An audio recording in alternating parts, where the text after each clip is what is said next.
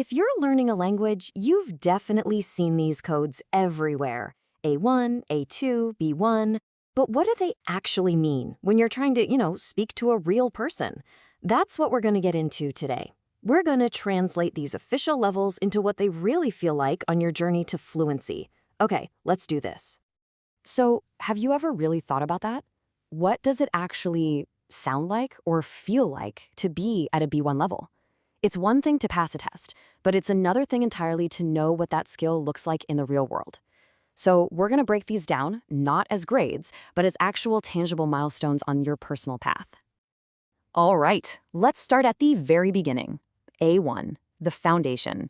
The best way to think about this level is that you're building your essential survival toolkit. This isn't about having deep philosophical chats, not at all. It's about making that first connection and just being able to handle the absolute basics. Now, if you look at this, you'll see a pattern. Everything at the A1 level is built on a very small rehearsed foundation. See, your pronunciation, a native speaker can get it, but they have to work a little. Your fluency, it's all about short, pre-memorized phrases. Your grammar and vocabulary, they're tied to things you've learned by heart, like how to order a coffee or ask where the bathroom is.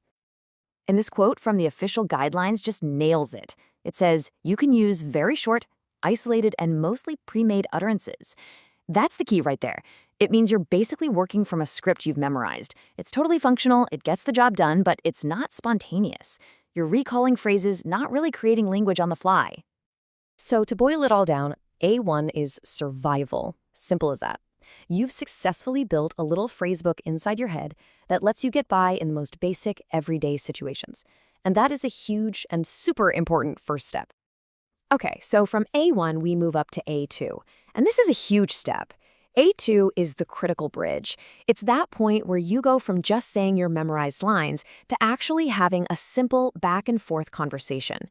You're starting to put the pieces together yourself. You can see things are starting to change, right? Your pronunciation is clearer now. Your grammar is getting there, even though you still make some basic mistakes. But the biggest leap is fluency. You can now manage short conversations. Now, it's not always going to be smooth. There will be obvious pauses and you'll have to restart sentences, but you're creating your own sentences to respond to people. This quote here perfectly captures the vibe of speaking at A2. It says, even though you're having these conversations, you obviously pause frequently and have to start over. That effort is really clear to the person you're talking to. And you know what? That's totally okay. In fact, it's a great sign. It's the sound of your brain actively building the language, not just playing a recording. So the breakthrough at A2 is massive. You've gone from the one-way street of A1 to a real two-way exchange. You're not a language robot reciting lines anymore. You are an active participant in a conversation. And that brings us to B1. And honestly, for most learners, this is the real game changer. This is where you gain genuine independence. At B1, you're not just surviving in the language, you're starting to live in it. You can navigate most everyday situations, and you can finally speak with some real confidence. I mean, just look at the jump here. Your pronunciation is now easily understandable. Your grammar is pretty solid in familiar situations, even if you can still hear your native language in there sometimes.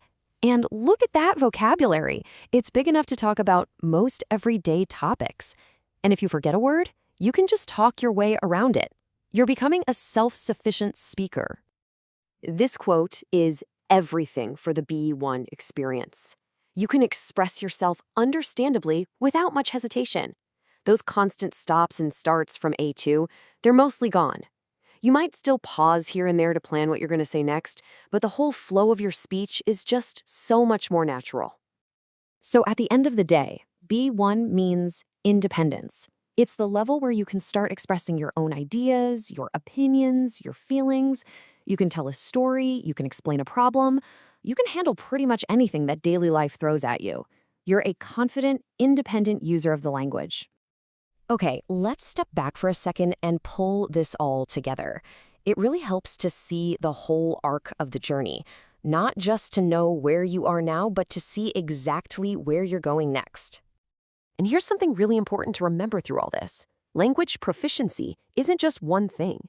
It's not about how many words you know. It's a blend. It's your pronunciation, your fluency, your grammar, and your vocabulary all working together, all getting better at the same time. And this side-by-side view just makes it crystal clear, doesn't it? At A1, you're working with memorized phrases, and every conversation takes a ton of effort. But by the time you hit B1, you're expressing your own ideas, you're navigating daily life with ease, and you're communicating with real confidence. It's the difference between being a visitor and actually starting to feel like a resident in the language. So let's just nail this down one last time. A1 is your survival kit. A2 is where you start building real conversations. B1 is where you find independence. And don't forget, you're making progress on all these fronts at the same time. So, there you have it. We've basically just laid out the roadmap, all the way from your first hello to expressing your own unique ideas. Seeing the path like this, understanding what each step really feels like, that's empowering. So, the only question left is, what's your next step?